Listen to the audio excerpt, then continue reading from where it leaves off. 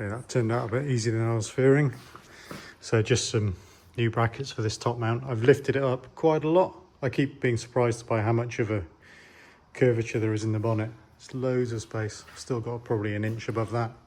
But with that, that's enabled me to pull it back over the HVAC sort of assembly. And as you can see, that's pushed the intake right back, so the grill now fits. I might even weld in some more of this crash bar. So never chuck stuff away. That should be, I think that's a good idea. And then you can see the actual lower radiator mount there, so that can just be a vertical mount coming off the bar as well. Quite an easy job. Yeah, it's coming on nicely.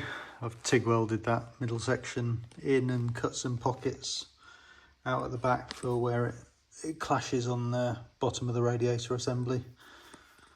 But that fills the gap up nicely, and I'll fill those gaps in there and then figure out how to make some mounts, or some metal mounts to go up to those rubber bushes, and then that'll be the radiator fully mounted. It'll just clean it up as well, so the Mercedes grille crossbar sort of goes level with that.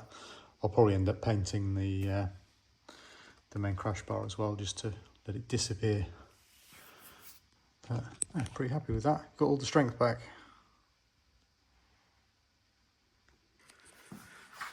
Okay, so that's some mounts made up for the front of the radiator. So that rad pack is nice and nicely solid and mounted, and still has some compliance. So I think what I'm going to do now is just some fettling of the body, ready to bring it down. The windscreen flange is way too thick. Can't really see from there, hang on. Look, to get the seal, I want to get the seal on before I position the hoops. And also the thickness of this sill is quite inconsistent and a bit wobbly, so I'm going to straighten that off. You can see where it's along the bottom, and then fettle the width. I'll probably have to thin down the pillars as well. Certainly, yeah, the rear side and the rear to an extent. The rear's not far off. Right, this is the really messy job, trimming up the apertures a little bit. So there's the front. I know the guy that fettled the moulds, he wanted to allow for bonding in the screens. So I don't want to do that, so I'm going to trim it all back. And also, you can see how thick the glass is around here. Just want to make sure I've got a good consistent gap for the roll cage. And while the chassis itself out of the garage, just so it doesn't get covered in dust. A little walk around.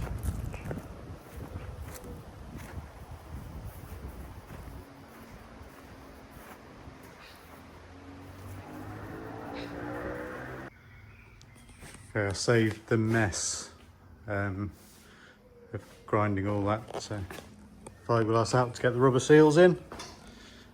But they're all in, and what I've done was clamp the this roll bar to the A pillars with spacers, just to, with the rubber in there as well, so just to guarantee that I'll have space to assemble everything afterwards. I think I'm going to wait until I get the glass before I weld the bar in, but it's looking reasonably good. I did have to take quite a lot off, and you can just about see air between the bar and the A pillars, but once I've got some trim on, should be better. I've also discovered that my air system does have an air out function, so I've been clearancing the arches. These fit, so once the narrower wheels are on, be loads of space. And also, if you caught it in the corner, the bumps have arrived. So my very wobbly pile of blocks, it's not the final position, it needs to go a bit up a bit further and it's a bit wobbly, but it's just encouraging for the look to finally sort of come together. And also, if you can peek through the grill, so the top half is now all radiator intake. The rubber actually seals nicely against the back of the grill. And at the bottom, the crash bar is pretty much restored. It's a fraction thinner and some bits scalloped out of the back. But, yeah, I was expecting to get the new wheels this week. Sorry, last week even, or during the last week, but the guy's not picking up his phone, so I'll try again in the morning. Hopefully, they should have been here last week. Very annoying. But anyway, yeah, so that's aired out and I've got about 75mm to the jacking points. And yeah, it's got quite a nice look, that height. Obviously I'm not going to drive on the bump stops, but it's also equally nice in case, you know, the air system leaks over time at some point, which inevitably these things happen. I'm not going to damage anything, but I'll definitely be driving at a slightly higher height. So last little play while it's outside. So that's on air, so that's normal ride height. If I hold that down, that should go to high. There we go. So that is a useful extra amount for speed bumps and things.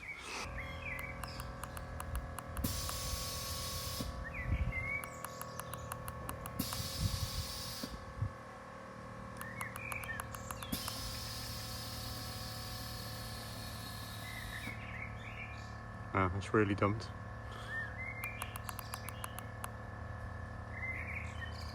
Great.